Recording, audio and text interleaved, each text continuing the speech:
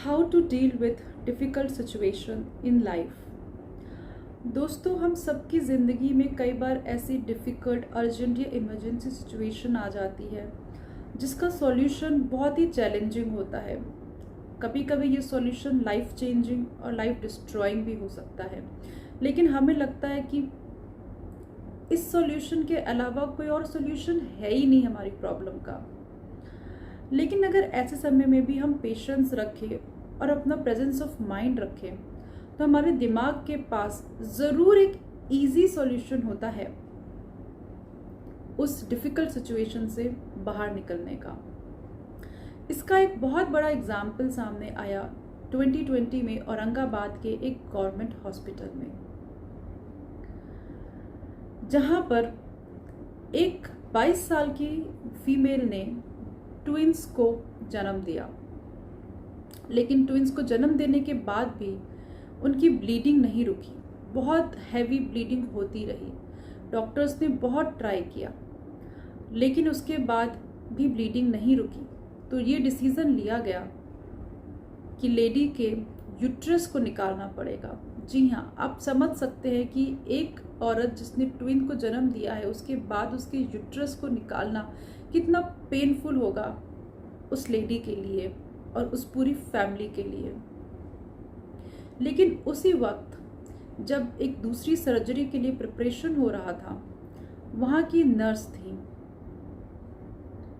जिन्होंने उस लेडी को सजेस्ट किया कि वो ब्रेस्ट फीडिंग स्टार्ट कर दे अपने ट्विंस की उसी टाइम। लोगों को ये बहुत ही हिलेरियस लगा, बहुत ही स्टूपिड और रेडिकुलस लगा कि एक औरत जिसकी ब्लीडिंग स्टॉप नहीं हो रही है, जिसके यूट्रस निकालने की तैयारी हो रही है, उसे एक नर्स क्यों बोल रही है ब्रेस्ट फीडिंग स्टार्ट करने को। लेकिन ब्रेस्ट फीडिंग के 1 घंटे बाद ब्लड क्लॉट हो गया, ब्लीडिंग रुक गई। क्योंकि जब लेडीज ब्रेस्ट फीडिंग करती हैं तो उनके शरीर से ऑक्सीटोसिन नाम का एक केमिकल रिलीज होता है बॉडी में, जो कि ब्लड क्लॉटिंग में हेल्प करता है। जब नर्स से ये पूछा गया कि उनको ये आइडिया कैसे आया, तो उन्होंने बोला कि 11 साल पहले नर्सिंग की ट्रेनिंग में हमें ये बात बताई गई थी। इमेजिन, उस डिफ़िकल्ट सिचुएशन में जब बड़े बड़े डॉक्टर्स यूट्रस निकालने का प्लान कर रहे थे, एक नर्स ने अपने दिमाग में रिकॉल किया 11 साल पहले की ट्रेनिंग का और एक लाइफ बचा ली। अगर इसी तरीके से हम भी अपने माइंड को एक्टिव रखें, पेशेंस से सोचें, तो हमें भी ज़रूर एक अल्टरनेट सॉल्यूशन और एक इजी सॉल्यूशन मिलेगा अपनी प्रॉब्लम से बाहर निकलने का। उन नर्स का नाम है धानेश्वरी घोड़के एंड मेरा नाम है प्रशस्ति Chaturvedi. Do not forget to subscribe to my channel for motivational and relationship tips. कई बार हमारी लाइफ में एक और डिफ़िकल्ट सिचुएशन हमें फेस करनी पड़ती है जब हमें लगता है कि हमारी वैल्यू नहीं हो रही है। हम एफर्ट्स तो बहुत डालते हैं, फिर वो चाहे रिलेशनशिप हो या फिर जॉब हो, लेकिन हमें रिटर्न में वो चीज़ें नहीं मिलती हैं। हम पूरे साल मेहनत करते हैं और उसके बाद कई बार हमें साल के आखिरी में हमारे सुपरवाइज़र से ये सुनने को मिलता है कि हमने कितना पुअर परफॉर्म किया। वो इसलिए क्योंकि शायद हमें खुद को अपनी वैल्यू नहीं पता, हमें अपनी वैल्यू दुनिया को बतानी नहीं आती। ये 1990s की बात है, जब रजनीकांत ऑलरेडी एक सुपरस्टार थे और तमिलनाडु में पूजे जाते थे।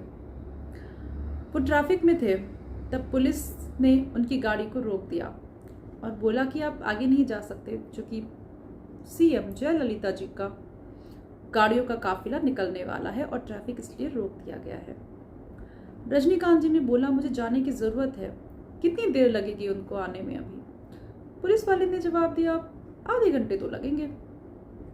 जिस पर रजनीकांत जी ने बोला, यार किसी भी गाड़ी को पास होने में, रोड क्रॉस करने में आधे घंटे नहीं लगने वाले, आप क्यों नहीं क्राउड को और व्हीकल को जाने देते हैं?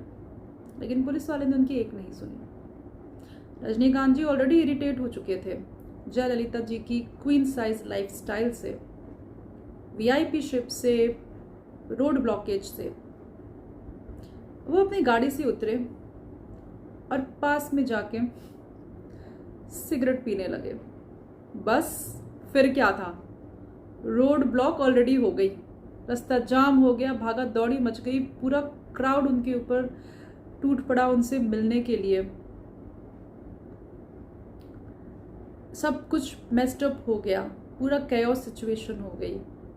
और जयललिता जी जो आने वाली थी वो अपने रेसिडेंस से बाहर ही नहीं निकल पाई जब उनको ये खबर मिली। अल्टीमेटली पुलिस उनके पास वापस आई, रजनीकांत जी से बोला, सर आप प्लीज चले जाओ यहाँ से। तो रजनीकांत जी ने बोला, यही तो मैं आपको बोल रहा था, आपने ही मुझे जाने नहीं दिया। अब जयललिता जी को आने दीजिए, मैं उसके बाद ही जाऊंगा। अगर आपको अपनी वैल्यू पता है तो कोई भी आपकी वैल्यू नहीं गिरा सकता। आपको ये पता होना चाहिए कि आपको सामने वाले को अपनी वैल्यू कैसे दिखानी है।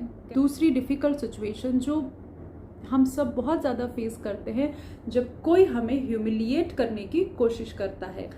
इसका एग्जाम्पल है और कोई नहीं, हमारे स्वामी विवेकानंद जी। हम सबको पता है कि स्वामी विवेकानंद जी कैसे ड्रेस होते थे ट्रेडिशनल अटायर में। तो अपनी फॉरेन की एक ट्रिप में जब वो इसी अटायर में घूम रहे थे, एक फॉरेनर ने उनकी टर्बन को खींच लिया। तो स्वामी जी ने पूछा, why did you pull my turban? आपने मेरी टर्बन क्यों खींची? एंड फॉरेनर का रिप्लाई था, ओह यू स्पीक इंग्लिश, आप इंग्लिश बोलते हो। स्वामी जी ने बोला, yes I speak English, I know English. इसके बाद फॉरेनर ने बोला, are you educated? Swami ji said, yes I am educated, पढ़ा लिखा हूं। फॉरेनर ने फिर पूछा, are you a gentleman? Swami ji ने बोला, yes I am a gentleman. तो फॉरेनर ने इसका रिप्लाई किया, जेंटलमैन ऐसे कपड़े नहीं पहनते जैसे आपने पहने हैं। उन्होंने स्वामी जी को ह्यूमिलिएट करने की कोशिश करी, जिस पर स्वामी जी ने रिप्लाई किया कि in your country tailor makes a gentleman, in my country character makes a gentleman. मतलब कि स्वामी विवेकानंद जी ने ये बोला कि आपकी कंट्री में टेलर एक अच्छे इंसान को बनाता है उसके अच्छे अच्छे कपड़े सिलने के बाद, लेकिन हमारी कंट्री में कैरेक्टर एक अच्छे इंसान को बनाता है।